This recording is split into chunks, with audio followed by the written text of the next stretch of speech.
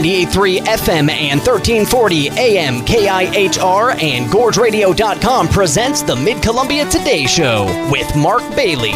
Special thanks to our sponsors, Skyline Hospital, Eastside Paving, and Del Carpine Automotive. Now, here's Mark Bailey. Good morning. It's 8:05 on a Wednesday, the 15th of July. It is the middle part of the week. We thank you for being with us this morning, and here's what we're doing today. First part of the program, we're joined by Klickitat County Sheriff's candidate John Bruce as we return to the Washington primary election that is having ballots come out at the end of the week, and August 4th, the primary election date, so we'll talk to John, one of the three sheriff's candidates. Second half of the show, we got a Washington theme going today. White Salmon Valley School District Superintendent Rich Polkinghorn, who I know is, I think, off vacationing somewhere, but he said he'll be with us. So we will have Rich on the second half of the show. But first, as we always do, let's tell people about what this day has meant and what it means, at least to some people. In 1799, the Rosetta Stone, a key to deciphering ancient Egyptian scripts, was found at Fort Julian in the Nile Delta during the Napoleonic campaign in Egypt. 1834, the Spanish Inquisition was abolished more than 350 years after its creation. I'm sorry, but whenever I hear or read the word Spanish Inquisition, all I can think of is Monty Python. 1870, Georgia became the last Confederate state to be readmitted to the Union. By the way, I was impressed, Cameron, as the younger person here. You were nodding your head about that. So I'm impressed. That's good comedic knowledge right there. 1913, Democrat Augustus Bacon of Georgia became the first person elected to the Senate under the terms of the recently ratified 17th Amendment to the U.S. Constitution, providing for popular election of senators. 1916, the Boeing Company, originally known as Pacific Aero Products, was founded up in Seattle. 1975, 3 American astronauts blast off aboard an Apollo spaceship hours after 2 Soviet cosmonauts were launched aboard a Soyuz spacecraft for a mission that included a link-up of the 2 ships in orbit. In 1976, a 36-hour kidnap ordeal began for 26 school children and their bus drivers. They were abducted near Chowchilla, California by 3 gunmen and imprisoned in an underground cell. The captives escaped unharmed. The kidnappers were caught. 1997, fashion designer Gianni Versace was shot dead outside his Miami Beach home. Suspected gunman Andrew Philip Cunanan, at 27, found dead 8 days later, a suicide. Investigators believe Cunanan killed 4 other people before Versace in a cross-country rampage that began the previous March. And in 2002, John Walker Lind, an American who'd fought alongside the Taliban in Afghanistan, pled guilty in federal court in Alexandria, Virginia, to 2 felonies in a deal sparing him life, or it did spare him life in prison. And I'll let you decide if this is good or bad. 20 years ago today, Twitter, now known as X, was launched to the public. I will say again, I've said many times on this show, the idea that you're going to have any sort of intelligent, rational conversation in 140 characters or less is fairly remote. And it's proved that, by the way, from what I can tell. Our days for today, we got a few good ones. It's I Love Horses Day today. So for all those who are equestrian inclined, it's a good day today. It's National Be a Dork Day today. Not sure why, not sure what the reasoning is behind this, but apparently somebody created this. National Give Something Away Day today. It's a day to be charitable, to give of yourself or give something to someone. It's Take Your Poet to Work Day. I'm not quite sure how you're supposed to achieve this. I guess probably just bring a book of poetry to work. It's National Pet Fire Safety Day. We want to remember, of course, our pets and make sure that firefighters know that your pet's there. You can get stickers for your window, things like that. And it's National Respect Canada Day today. I'm not quite sure why. It was Canada Day 2 weeks ago, of course. Our food today, it's an interesting mix here. We'll start out with the complete sugar category. Gummy Worm Day today. Not my favorite for candy, but you know, I know a lot of people like them, so we'll include them here. It's National Tapioca Pudding Day today, for those of you who are into tapioca pudding. If you're into good Chinese food, it's Orange Chicken Day today. But we saved the last one here, and this is a day you can fire up the grill, most certainly. It is National Hot Dog Day today. So you can grill some up yourself. Grill them, by the way. Grill the hot dogs. Don't steam. Steam's fine in the wintertime. It's great. But I think I'm a kid who spent time while spending summers in California at Dodger Stadium. Dodger dogs, they are grilled, not steamed. They must be grilled. I'm a little passionate about that. A stupid thing to be passionate about, but there you go. But yeah, grill up your hot dogs. Or go to a street vendor. We've got a lot of food carts around here. There aren't that many, though, I see that actually do hot dogs, which was actually the original food cart when you get right down to it in cities. So if they steam them, that's fine. I get they can't just cart around a grill everywhere. But anyway, for what it's worth, probably not a whole lot. 8:10 in the morning. When we come back, we'll talk to John Bruce, Klickitat County Sheriff, right after this. Want a great floor without the hassle? Affordable Floors and Abbey Carpets has been flooring the Gorge since 1992. At Affordable Floors, we offer a 60-day customer satisfaction guarantee on all Abbey products, free in-home estimates, expert design help, and professional installation to get the job done right. Visit us online or stop by Affordable Floors and Abbey Carpets today and let Larry, Morgan, or Shelby walk you through the newest designs from carpet, hardwood, laminate, and ceramic tile. Visit us at our showroom at 1512 Osprey Drive in Hood River. Hey, Gorge neighbors, it's Angela from Cedar Creek Alpacas. You don't have to drive hours or spend a fortune on gas for a memorable summer adventure. Right here, just 15 minutes west of Hood River Bridge in Cook, Washington, you'll find cute baby alpacas, mountain views, and a peaceful farm experience the whole family will love. We're locally owned, close to home, and proud to have been voted best in the Gorge for attraction and family entertainment. Come slow down, meet the herd, and make a day of it at Cedar Creek Alpacas in Cook, Washington. More at cedarcreekalpacas.com. Summer heat is here. Don't sweat it out in your vehicle if your AC isn't blowing cold or not blowing at all. Call the experts at Precision Automotive. Their certified team is trained to repair all air conditioning systems, including those using the new 1234YF refrigerant. And they offer honest, competitive pricing. Call Chris or Alina today at 541-296-5153 and get that AC blowing cold again. That's Precision Automotive at 541-296-5153 or online at PrecisionAutoTD.com.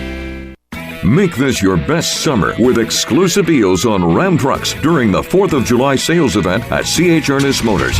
Purchase any 2026 Ram 2500 or 3500 model. Get 5.9% APR financing for 84 months. All backed by America's best powertrain limited warranty. Talk with a certified expert today to learn more. C.H. Ernest Motors, Chrysler, Dodge, Jeep, Ram. Your only locally owned dealer since 1946. Between Fred Meyer and Safeway in the Dalles or online at earnestmotors.com. Mid-Columbia Today is a public affairs program of Bi-Coastal Media Columbia River, 98.3 FM and 1340 AM KIHR and GorgeRadio.com. Now, back to Mark Bailey. And we're back at 8:13 in the morning. We are happy to have with us John Bruce, running for Klickitat County Sheriff. Good morning, John. Good morning, Mark. Thank you for having me. Well, thanks for coming in. Our traditional opening question here on this show, for those who aren't familiar, tell us a little bit about yourself. I will. Thank you. So my name is John Bruce. I have over 35 and a half years of law enforcement experience. Of that 35 and a half years, 24 of those years were in a command position with different agencies. I've worked for 3 agencies. 2 of them are in Texas, Allen and Frisco, Texas. They were small places when I started there, and they grew to be much larger. Yes. When I left Frisco in 2019, I was the chief of police there and had been for almost 7 years. I retired after 33 years in Texas and applied and got picked to be the chief in Richland, Washington. And I was there for just over 2.5 years. Currently semi-retired and loving Klickitat County with my wife of almost 37 years next month. With all those years that you've done in law enforcement, and I think you've had a little break since Richland, I believe. Here. That's correct. Moving to Klickitat County. Why do you want to be sheriff? I would like to be the sheriff because there is a need for good, strong administration and management at the sheriff's office to be able to write a good budget, stick to the budget, be financially responsible for the citizens' money. Make sure that we have good policies and procedures, make sure that we're transparent with everything that we do at the sheriff's office. And I've got a history of being able to do that. So I guess, right, what do you observe then? I mean, you mentioned specifically the administrative need. What do you observe that needs to be changed? I think it's important that we currently have administrative people in administration at the sheriff's office that are not sworn. That those positions should be sworn for several reasons. One, wait, by the way, just to define sworn for people who may not know. Sworn meaning that they are a certified peace officer in the state of Washington. Okay, go on ahead. I just want to make sure people knew that. Thank you. And because we are a small agency and only have so many personnel, we need to fill as many of them as we can with sworn peace officers so that any of us can respond to a call for service if necessary. Additionally, seeking new deputies. There's not been any new positions created in approximately 20 years or so, from what I've been told. And so you can look at the numbers of calls for service. You can look at the response times and see that there is a overwhelming need for additional deputies.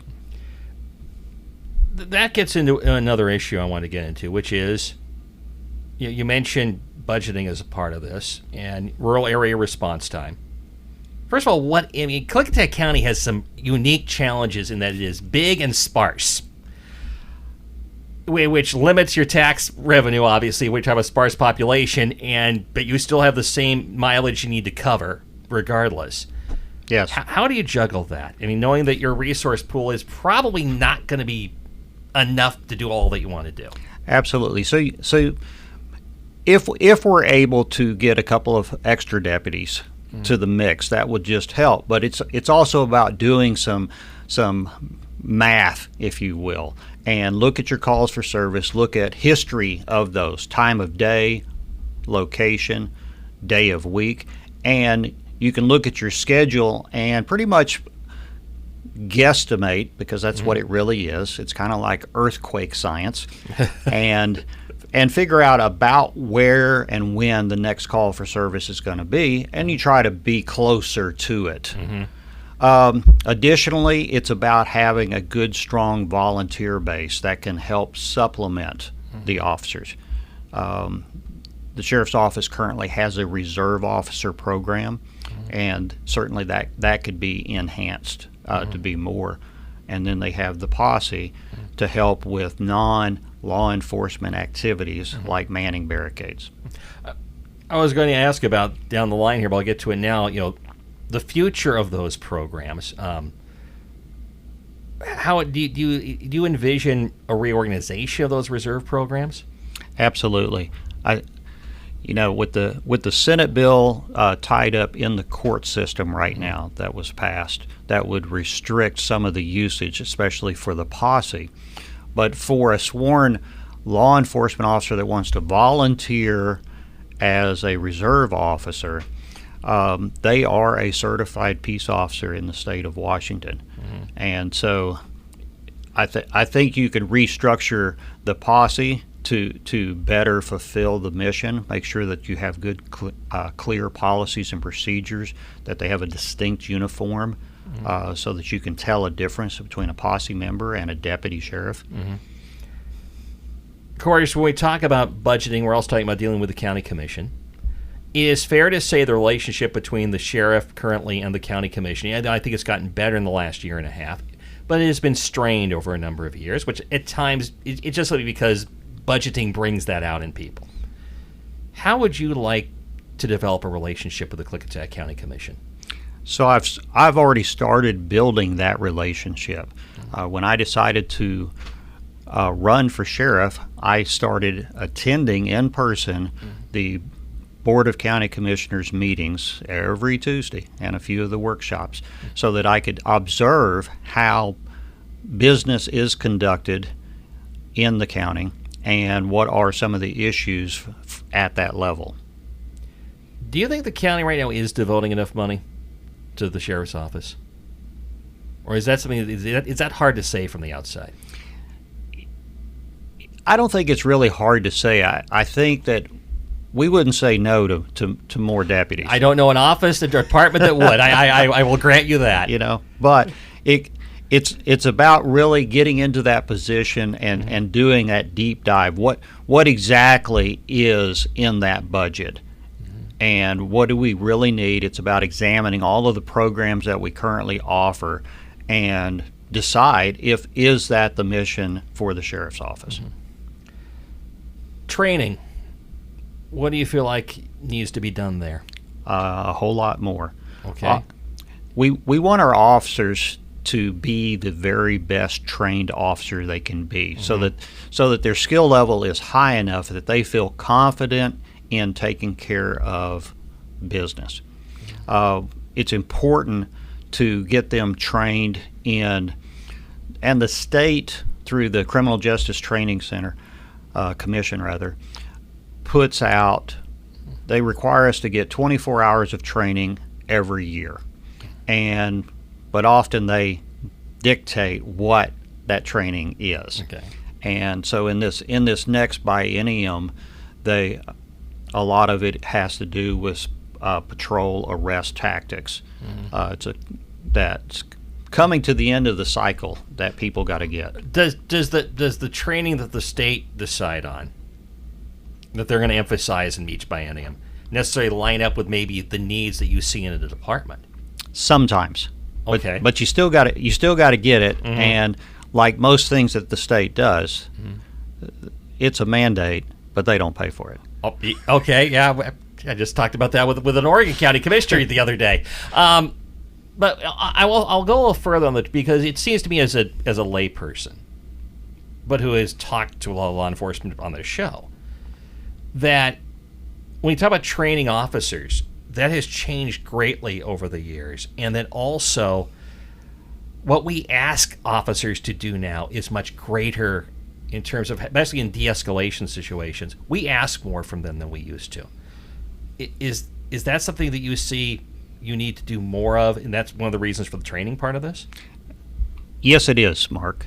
I think it's very important that in anything that we're training on, even if it's just handguns and doing practice shooting for qualification purposes, you still want to build in de-escalation techniques, right, and utilize that in any type of training. When you look at, because uses of force cover almost any scenario, and so you want to practice, because practice can make perfect.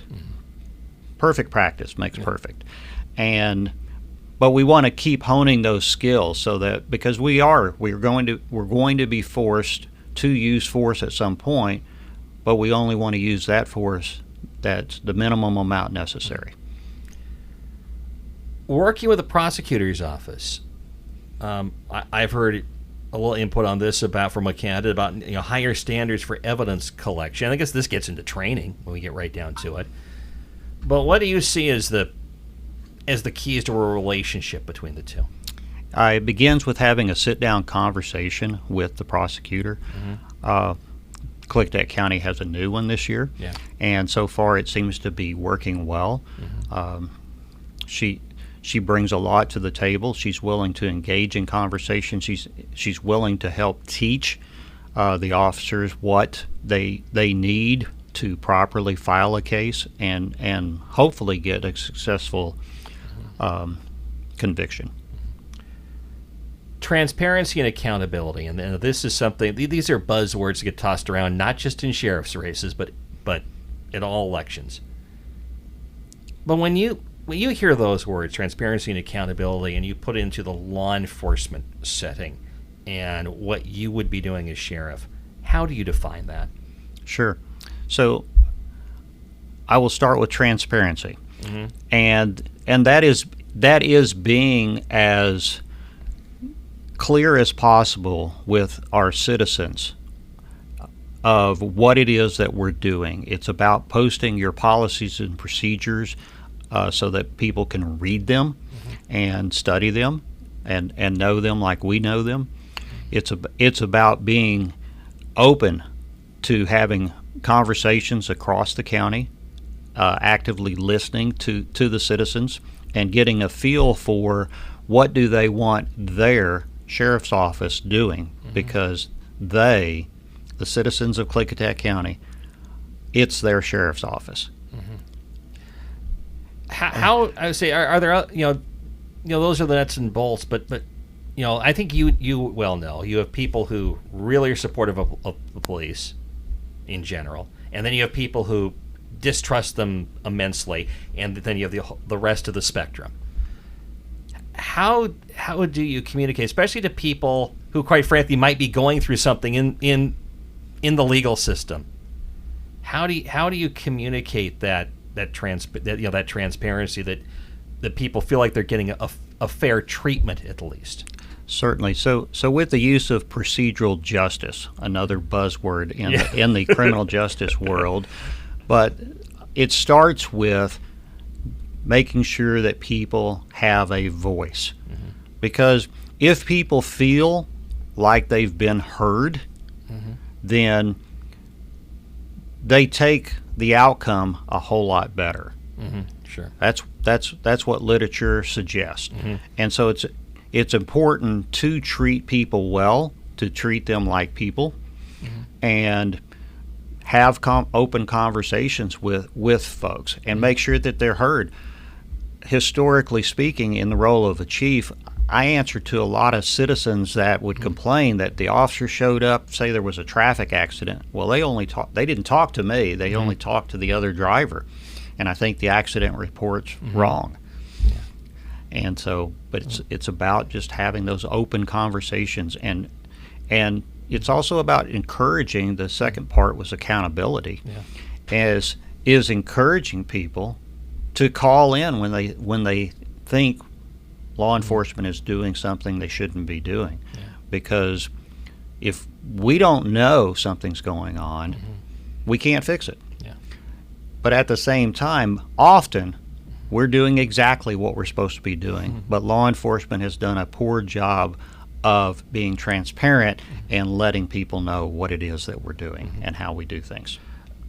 I'd be curious to know, as I wrap this up here, you mentioned, Allen, you saw it grow from small to big. Frisco, I know it went from like just the size of like almost Goldendale to a large city, and then you went to Richland. But those are all bigger places. One thing I was told by people, it was during the COVID era, and there was everything going around urban law enforcement. I had some of the police chiefs on from this area, and they talked about the difference between, you have these huge police departments where the top doesn't know the bottom, the people, and then you have our operations, which are, I had one police chief say, I might know too much about my people, to get right down to it.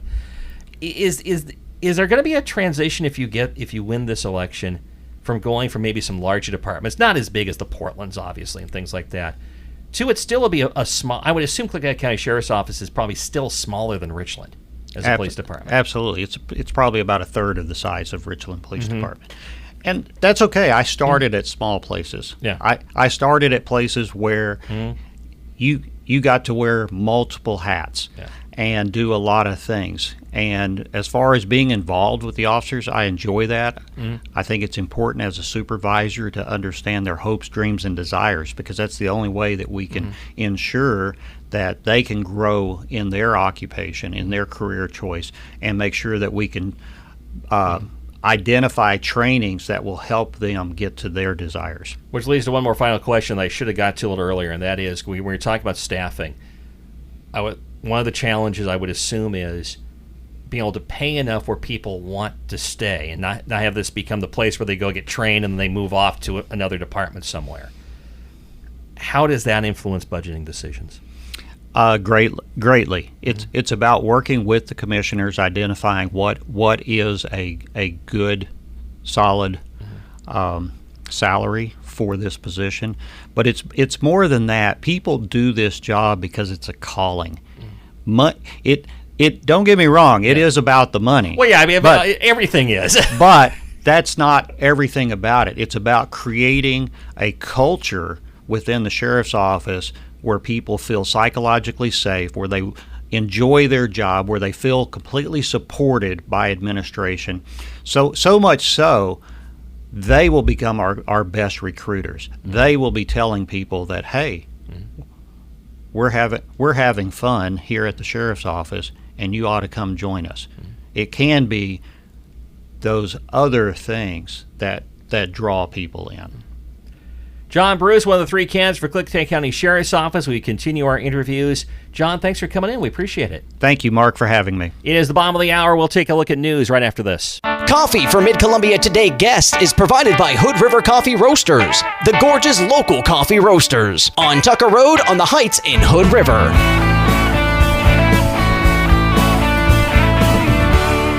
Well, I remind everybody, of course, we had Tony Warren on last week. Dwayne Matulovich will be on Friday to talk Klickitat County Sheriff's race. So we have got that one still to go. And also, tomorrow on this show, we will talk to Klickitat County Commission candidate Gene Klajeski, as we have talked already to Lori Zoller, and we have talked to Andy Callanan already. So we'll wrap that up. The county interviews, Klickitat County, coming up over the course of the next 2 days before I flitter away on vacation. Something I do want to mention here, we just got this here a few minutes ago. One lane of eastbound I-84 at exit 64 in Hood River. Also, the exit apparently itself, it's closed. There was an overnight semi-crash near the exit 64. Crews are still working to clear debris from the crash, so watch out and slow down for emergency responders. That's I-84 eastbound exit 64 is where that accident occurred. Elsewhere in the news, Hood River City Council deciding it will go for 2 separate $8.7 million bond measures in November. One to renovate the police station, the basement of City Hall, and a second-floor addition to accommodate staff growth, and another to address housing. Councilors reached consensus on separating the 2 issues and the bond amounts fairly easily, with most of the discussion centering on how to define affordable housing and messaging, and whether to go with a guideline of projects for up to 80% of affordable median income or 120%. They went with 120%, and Councilor Doug Stepina pointed out the growth in the affordability gap for buying homes and the number of people rent-burdened are the key messages. The Dallas City Council adopted an ordinance amending its codes regarding nuisances, traffic control, and burn restrictions. City Attorney Jonathan Cara said the changes don't create any new programs, fees, or abatement authority, but do clean up language to make existing rules easier to enforce. One involves clarifying the 120-hour rule for storage parking on streets, which Cara says, as written, allowed the clock to restart when the vehicle was moved. The amendment stops that.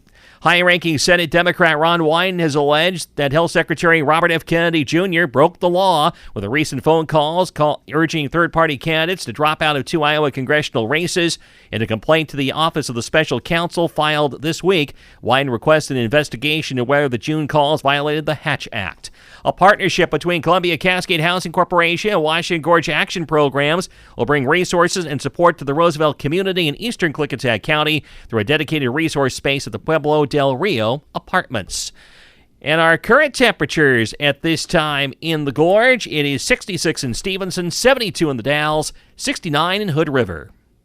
A&E Plumbing, Heating, and Air is a proud sponsor of Hood River Valley High School athletics. As the only independent Trane dealer in the Gorge, A&E Plumbing, Heating, and Air is here to serve your home comfort needs. It's hard to stop a Trane. AEheatingandcooling.com. Headed to the big game or just need a quick pit stop? Sinclair has you covered. Snacks, drinks, and top quality fuel to keep you moving. Visit a Sinclair station in Hood River or the Dalles, your go-to spot for every drive. And save 20 cents per gallon on gas when using the DinoPay app. Hey, it's Zach from Del Carpine Automotive. You know those tall Sprinter vans that look like they could secretly double as apartments? Yeah, we work on those, and we know them really well. Whether it's your adventure rig, work van, or mystery mobile full of camping gear and snacks from 2022, we've got you covered. We're now just 10 minutes up the hill in our great new location in Hood River. Come see us. From Mercedes and Ford, big rigs to Sprinters, no jobs too big or small. At Del Carpine, we work on them all. Family owned and locally trusted. Mid-Columbia Today is a public affairs program of Bi-Coastal Media Columbia River, 98.3 FM and 1340 AM KIHR and GorgeRadio.com. Now, back to Mark Bailey. And we return at 8:39 in the morning on Mid-Columbia Today. We have with us now White Sand Valley School District Superintendent Rich Polkinghorn. Good morning, Rich. Good morning, Mark. How are you? All right, how are you doing today? Oh, I'm doing well. Thank you. Well, first of all, I'm just noticing something here that it's worth noting because this started today, apparently. The upper soccer fields at Columbia High School are going to be closed for maintenance for a couple of weeks. So you're asking people to stay off of it. Yes, they are doing some work up on the fields. Nothing traumatic, but just trying to get everything lined up for the upcoming girls' soccer season. Yeah, and it's also good for those athletic fields, as you well know, to give them a break from usage, isn't it? Yeah, and those fields get used a lot by the community, which is great. But we do need some time just to kind of recondition them and get them ready for the fall, so our athletic teams can use them for practice. So yeah, a little break on the grass, let it get repaired and grow back. Mm-hmm. So let that go for a couple weeks.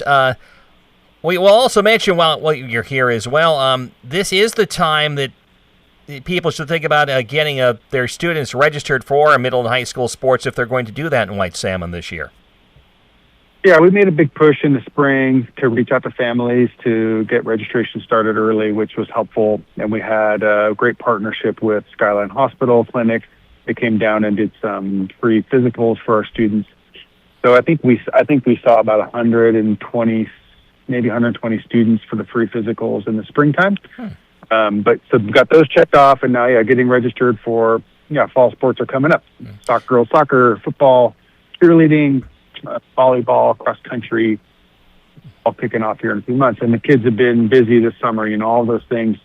But you get to high school, those sports, they don't really take time off. They're between the weight room and camps and summer conditioning. Those guys have been going since school got out. I will note that there is a registration portal for sports. That there's a link on the White Salmon Valley School District Facebook page you can go to. I won't try to do all the dashes and dots on this, but because it will drive me up the wall, frankly, and it'll cause an accident is what I'll do, because somebody will try to write it down and cars are going to go off the road. That'd be bad. And I'll also mention, as luck, I'm just seeing this here now.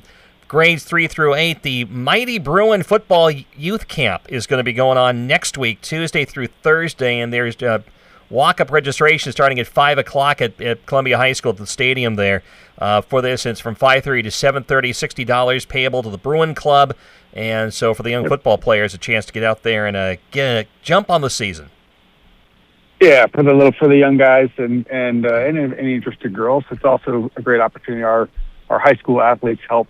The high school coaches run the camp, but our high school athletes help as camp counselors. So it's a great opportunity for them to get their hand in the coaching world a little bit. So yeah, fun event for the community. Good way to get your kids some exercise and get them introduced to the sport. I don't think we hit when we talked last time. I'm not sure if your budget had been approved or not. Had it been? Not yet. For us in Washington, a little different than Oregon, but our deadline to get the budget through is end of July. And so we have to send our budget first to the ESD for review and comment from the ESD's budget director. So we've done that, and the budget's done. We just need now to take it to the board next week on Thursday. So we'll have a budget hearing with the board, and then we'll ask the board to approve the budget next week. So a little bit different process in Washington than Oregon, and timelines as well. Is it fairly status quo? Pretty much, Mark. We're forecasting about 30 or so less students next year. So we have made some reductions to our expenditures, mostly in staffing levels at the elementary school level. We just have less kids coming in, but we've been able to do all those reductions. Thus far, all of our reductions have been through attrition.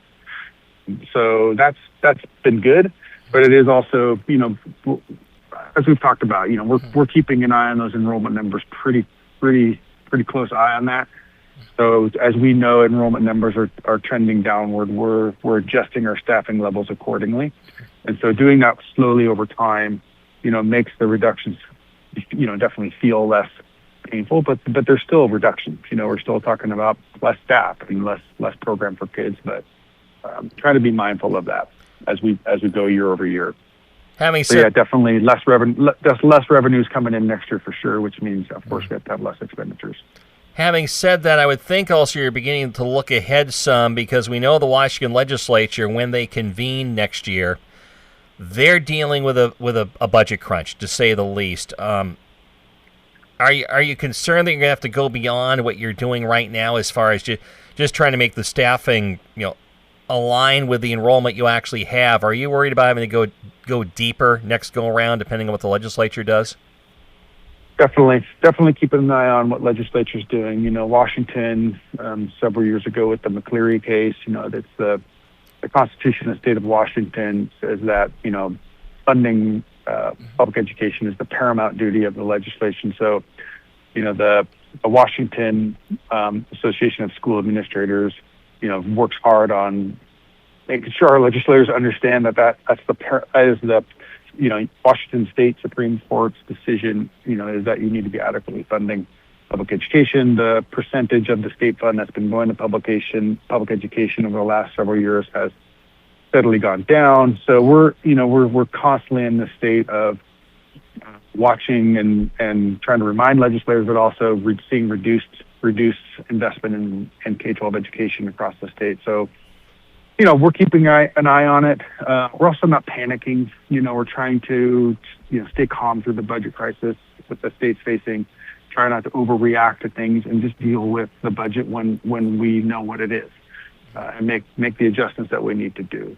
But yeah, it's not looking good for the upcoming years, and certainly the way our enrollment is trending, we are anticipating further reductions in with students. So that would of course tell us further reductions with staffing. So all that sort of comes into the conversation around the upcoming years. But I just talked to my business manager on Monday, and we also have to take it 1 year at a time. So we're really focused on getting this budget approved, trying to be good stewards of the funds the upcoming year. We want to pay our staff well, but we also want to put a lot of program in front of our kids. So we're being mindful of our expenditures. So we'll see. We'll see. We're worried about it, yes, but not panicking. Of course, what you're also spending a lot of time on, obviously, is the planning for a K-12 campus after the bond measure passed in February. Yeah. And I think when we left off, you got an architect, and they were starting to come in and talk to your staff, I think is where we left off, while you were also getting ready, and the bond rating was being discussed. So what's happened the last few weeks? Yeah, our bond rating, our rating was just released. I think Monday we got the release from Moody's. Our rating didn't change, and so in Washington State, don't quote me on this. I'm not going to get all the way right because I'm learning about bond sales very quickly. But our rating didn't change. But Washington State has a AAA rating, so in Washington, all capital improvement bonds for school districts are backed by the state of Washington. So we'll be able to sell our bonds with the higher rating, which is Washington State. So that's good. The bond sale is expected to be next week on the 21st. I think that's next week. Yep. And so we'll see. And it's a fascinating process. One I could not articulate well on a radio show. I'll just say that the bond sale is going to be next week. It should all happen in one day. And then we'll receive the funds, and we'll begin to be able to start utilizing those funds to pay, contractors and architects. Now, that's on the bond sale side. Yeah, go ahead. Yeah, I was going to ask. I think you told me last month this isn't the complete bond sale, though. I mean, there's going to be two of them, isn't there? Because you have to spend money within a certain period of time, and the length of this project, you're probably not going to start construction for a couple of years, so you have to spread this out. We have to spread it out. So there's going to be two sales, this one coming up, and then we're anticipating another one sometime in 2028 to sort of finish out the projects. And so that's really the next big thing that we maybe decided and are working on, is sort of phasing this project through. Looks like construction is going to start next spring with the field, track, and the intermediate school projects all going off about the same time. The field and track will be a May to September project. The intermediate and middle school will be a year-long project. So we'll empty that building for a year. We'll put our students into a temporary, sort of school situation and then for a year.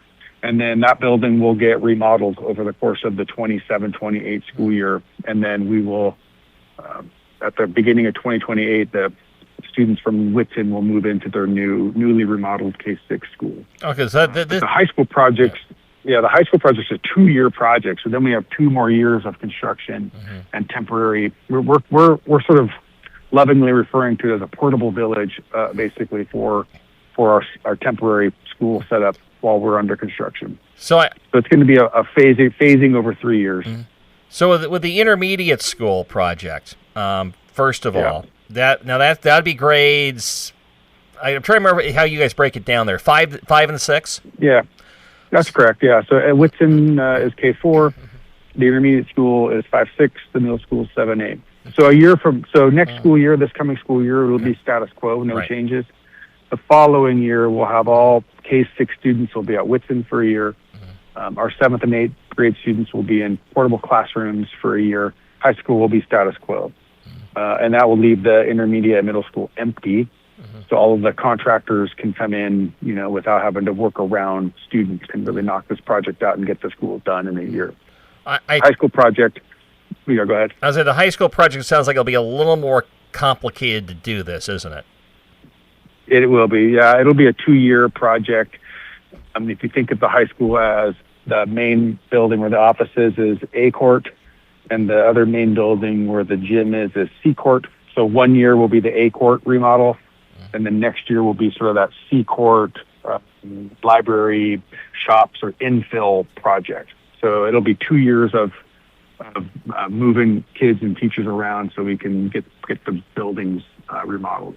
But it's very exciting. I think the complications of the logistics of moving kids and staff around certainly is, going to give us some headaches, no doubt. But that's for the short-term pain, and the long-term gain is, our community has supported us with this bond. Super excited to get these projects started and finished so we can take advantage of these brand new, newly remodeled spaces. So we're kind of trying to keep reminding ourselves that the end product here is really, really going to be the reward. So we got to go through a little temporary adjustment while we do that. And mostly people have been very graceful about it. Yeah. And judging from the schedule, which seems to me is a bit quicker than you originally thought it was going to be, you'll vacate Whitson Elementary School here in about 2 to 3 years? A couple years, yeah. So when the high school project is underway, the plan right now is to move the 7th and 8th graders to Whitson for 2 years, so the high school project can be completed. So I think in 4 years, after 4 years or 5 years, we'll be completely out of Whitson Elementary School, completely. Okay, so there's definitely a faster timeline. The architects and the project managers want to move quickly. They want to take advantage of some of the market conditions right now, and also try to avoid sort of longer phasing of the project, which increases your inflation and escalation costs over the years. So they've come in with a really aggressive timeline, and we've sort of centered ourselves around a priority of trying to maximize every dollar of these funds so we can really put it back into our buildings and for our kids and community. So that means back to we're going to be in some portable classrooms for a while. We're going to be moving people around, and we're going to have some temporary discomfort to make this all happen. White Sand Valley School District Superintendent Rich Polkinghorn. Rich, thanks for doing this morning. We appreciate it. Thanks, Mark. Always good to talk with you. Good to talk with you. We will talk to you down the road. It is 8:53 in the morning, and when we come back, we'll wrap things up after this. Hello, I'm Doug Stepina with the City of Hood River. As our community plans for the future, we're taking a close look at 2 important challenges. In an emergency, our police facility must remain operational even after a major earthquake or fire. Today, it does not meet modern seismic or backup power standards. At the same time, housing shortages continue to put pressure on the workforce that keeps our community running. This month, the City Council is considering whether to refer 2 general obligation bonds to voters this November to address these needs. Visit hoodriver.gov/bond to learn more and stay informed.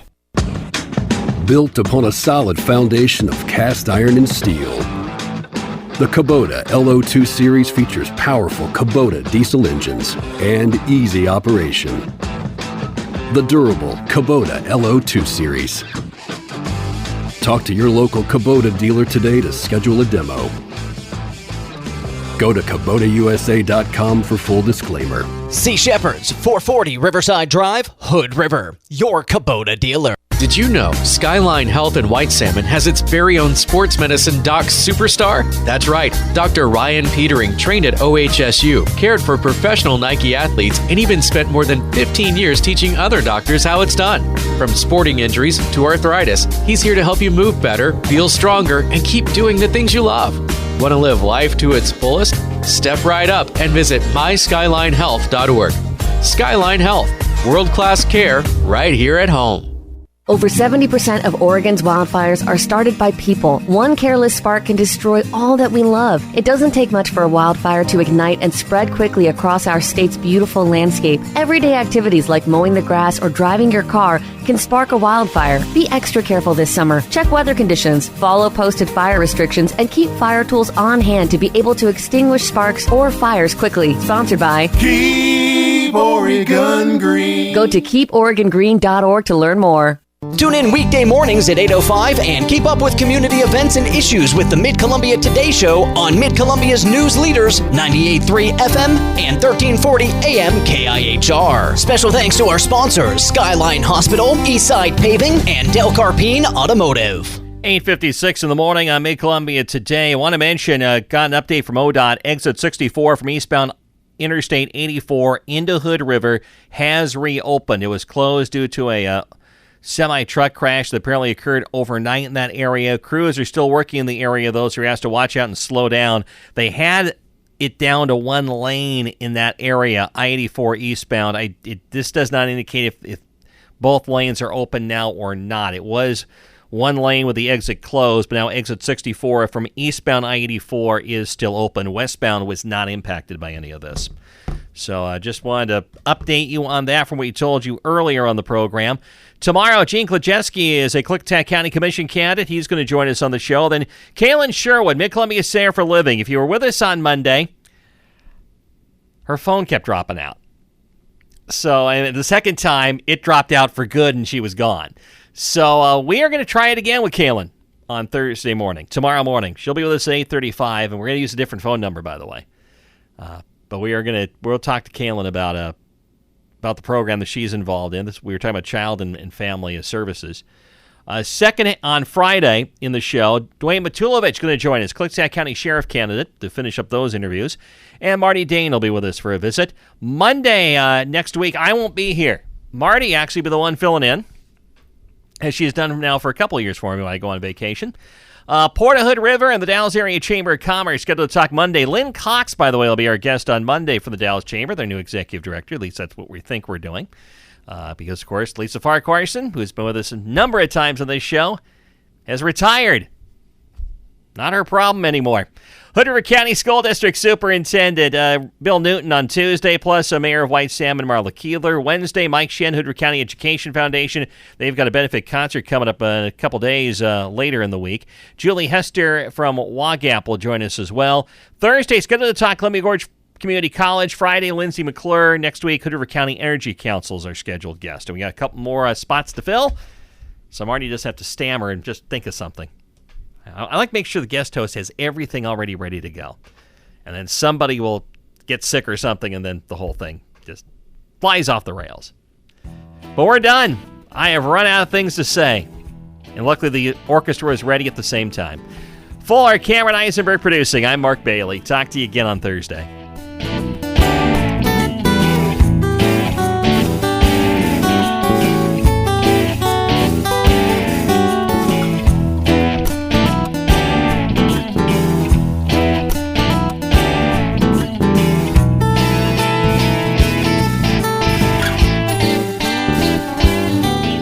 Columbia Today Show is a public affairs presentation of Bicoastal Media Columbia River. The views expressed on the program are not necessarily those of the station, parent company, or of the sponsors. We welcome your suggestions for future shows. Call us at 541-386-1511. Listen to Mid-Columbia Today where you want. Follow or subscribe to Mid-Columbia Today wherever you download your podcast to get the show delivered every day to your mobile device.